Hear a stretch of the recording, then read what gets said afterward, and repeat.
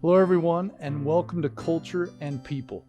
I'm Richard Murray, and I'm so grateful that you've decided to join me today for this conversation about culture and how it can really help us build our companies in a way that we really want it to be built. You know, in today's society where technology dominates everything that we do, being able to talk about people and what we can do to help them enjoy their jobs and improve their lives while still achieving great things is so important.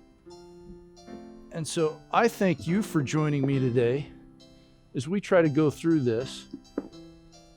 And I hope that what you'll look for is ways that you can implement within your business, in your thinking, little programs that you might do or ways to think. You know, as we discuss what culture is and frankly, what culture isn't, I hope that you'll be able to take that back and apply that. You know, we have partners that don't want to be bosses, that don't think they're good bosses. So hopefully as you watch this segment today, you'll learn what you can do to be a better boss, make your people love working for you. So today for our conversation, I want to thank and welcome Mike Kane, who is the SVP of Global Channels for DialPad. Mike, thank you so much for joining us today. Really look forward to having a conversation and learning from you about how you view culture. Richard, it's my pleasure. We appreciate the time. And speaking of culture, which is going to be top of mind, Telarus has a fantastic culture. Your folks are pretty incredible in how they enable their partners. So looking forward to the chat today. Well, thank you. We have to have a good culture because, you know, that way they can laugh at me when they get me to do segments like this. But look, you got to have a little bit of fun, right? That is a part of culture. So first of all, let's just why don't you introduce yourself a little bit? Tell us, you know, tell the partners who you are and what your role is.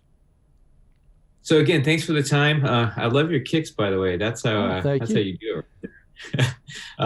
Mike Kane, I'm our VP of Channel Sales at DialPad globally. So we work with Telarus and their partners out in the UK as well. Started with DialPad 4 years ago when we were 80 employees. We are now at 800, brought into the company to start the channel program. We launched our Telarus partnership about 2 years ago, and it's going gangbusters. So we're super excited about it. We only anticipate our partnership with all of you is going to grow more and more this year as well. Well, you've got some great people on board. Mike, not just this Mike. You've got Mike.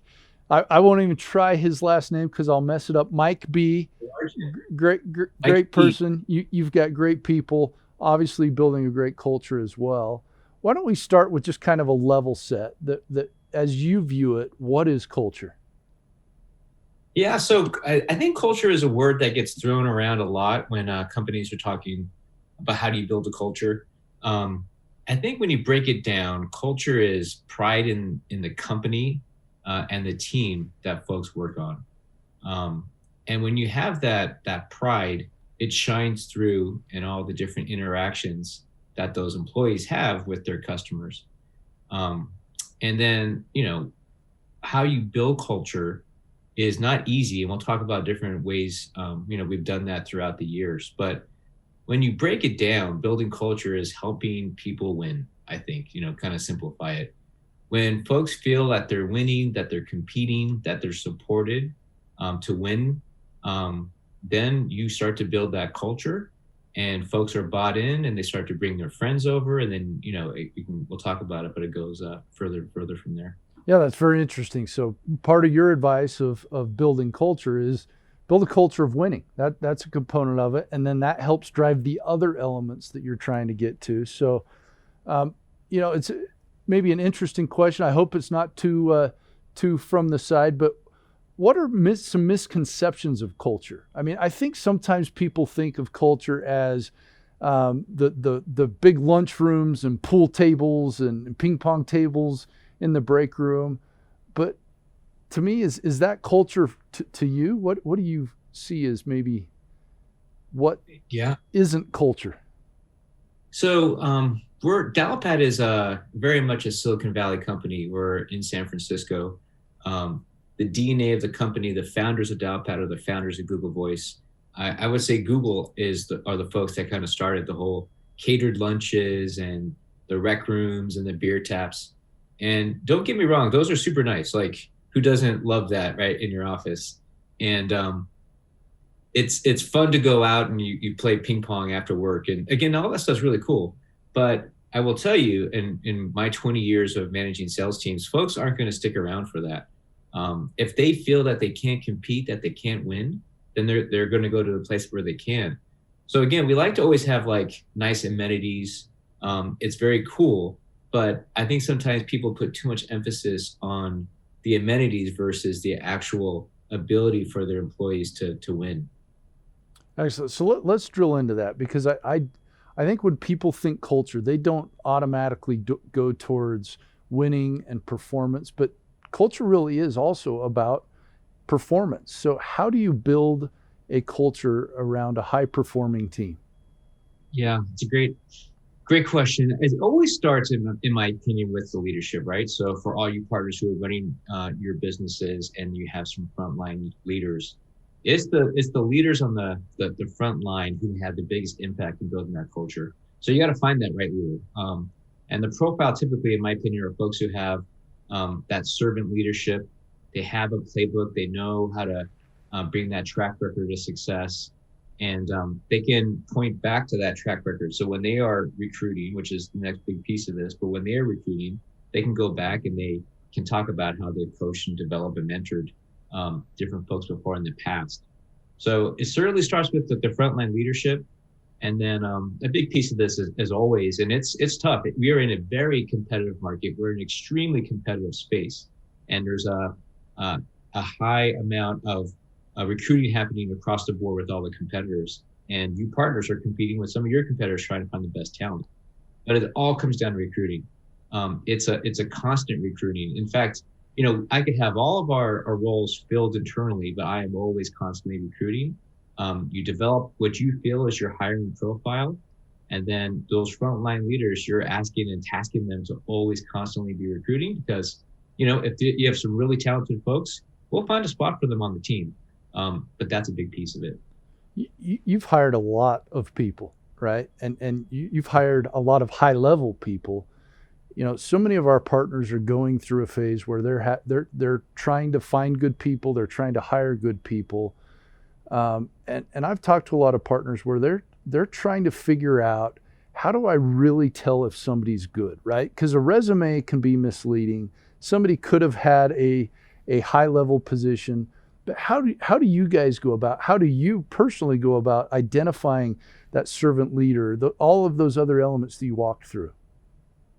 Well, you're right. It's never easy, but I try and really drill down, the company does, on folks who have that growth mindset. Now, the growth mindset isn't really easy to find, but you have to ask those questions. And people who have been able to demonstrate over different years the ability to move into different type of roles or progress their skill sets are those folks who are going to want to grow with you. So folks with the growth mindset, in my opinion, they like to be challenged, right? They want to be coached. They want to get better because ultimately they want to win. And having that growth mindset, in my opinion, is one of the most important kind of characteristics that you can find in that interview process. So yeah, we see a lot of candidates. We have hired quite a bit. We tripled our talent team this year. And as you might imagine, we had lots of different folks want to come to DialPad. And when we were going through that process, we want to get very specific on, does that person demonstrate the ability to have a growth mindset? All right. So servant leader, growth mindset, some key things to look for. Once you've found that right employee, you've got the right person on board in whatever capacity it is, what are some of the things that you guys do to just help them achieve the most out of themselves? Yeah, another great question. So it's all about coaching. And I think coaching is another word that sometimes gets overused, but it's just that continual training, right? We all are guilty of just kind of defaulting to our old habits just by kind of muscle memory. But I think if you hire the right folks, then they're naturally going to want to get better. Again, going back to that growth mindset. So you have to have the onboarding, the curriculum to enable them to continue to get better and better. That sometimes takes some, investment in different tools to do that. But at the end of the day, training and training and training. Again, if you've had the right hiring profile, they want the training. They're going to see this as an ability for them to get better and have more, tools in their belt. If you hire the wrong person, they're going to see that training as, like, oh my goodness, what's this company putting me through? So that's why we try to really kind of hone in on finding the right person. Just from a personal standpoint, I can tell you from coaching, yes, it is overused, but I think it's so important. And something I've learned over my career is, look, I like to be seen as a nice person. I think I'm a nice guy, and I don't want to hurt people's feelings. And so at times, that because I would withhold coaching, or which sometimes can be criticism, then there are times where employees don't know where they stand, and even worse, they're not progressing, they're not getting better. And it was through feedback from my employees that I realized I could do more. And I wasn't helping anybody by not providing coaching, feedback, all of those other stuff. Sometimes it's not always positive. Yes, it can be positive, but you've got to have both. So I love that thought, even if it might be slightly overused. Overall, as you guys are trying to build your culture out, is there an overall team environment that you're trying to foster?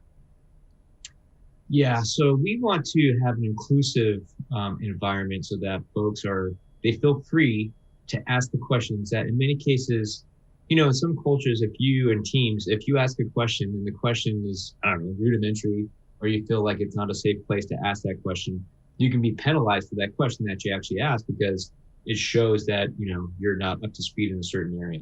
So we try to always say, like, hey, bring your questions in. It's an open place to have open and transparent communication. There is no dumb questions. We want you to get good fast. So ask those questions. And I think if you have that culture where everybody has that same kind of mindset, then it's cool because you can ask similar members of our team. We have a chat that happens all day long where people just fire their questions and they're able to get the answers very quickly because we have fostered this environment of, hey, it's a safe place, ask your questions. And also give feedback. And, there are some times you go to that kind of radical candor where there is tough feedback you hear, but that's okay. Because we all, again, when you have it under the ability of all getting better, then, just kind of, it's not as jarring, if you will. Right. Well, look, inclusion is a huge topic right now, right? I mean, in many aspects. Are there any specific programs that you guys have ran to try to expand inclusion and just make sure that you're doing everything you can there? It is a big one. The more different voices you have on your team, the better different perspectives you're going to have. And then ultimately, you're just going to have a better company. And so we try to take that external as well.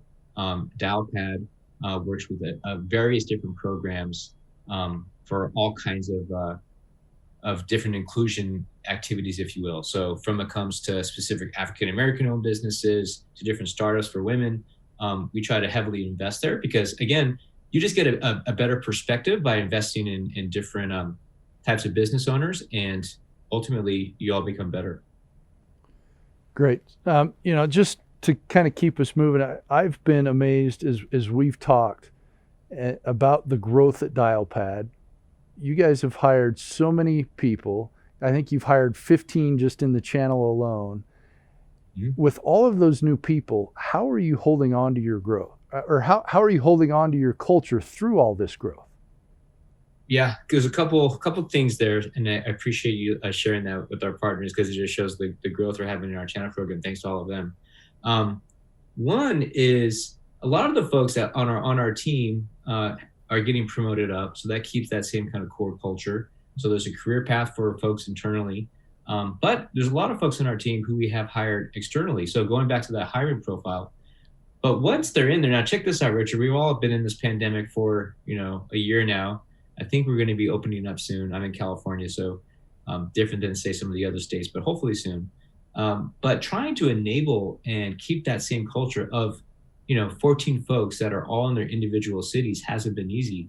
And this is where I'll do a shameless plug for our DialPad tools, though. But it does enable us to keep folks engaged by the contact center and unified communications platform because I'm able to go and see that our folks, when they're having calls with partners, and our different leaders are able to help those people be better by seeing the real-time transcription and coaching them in real time from their homes with somebody who's also in their home. Because, in the old days, not too long ago, just a year ago, we would go walk around the office, right? And you could hear those conversations and have those water cooler conversations and build that relationship. It's much harder now. And so we have some of the tools that enable us to do that, make it a bit easier. I actually love that. One of the things that was very fun for me to learn about you guys is, yes, you care about and you're very diligent and purposeful about your internal culture, but you guys also care about and believe that you can help foster a winning culture within your customers as well. I find that fairly unique and refreshing that you're thinking about culture outside of just yourself.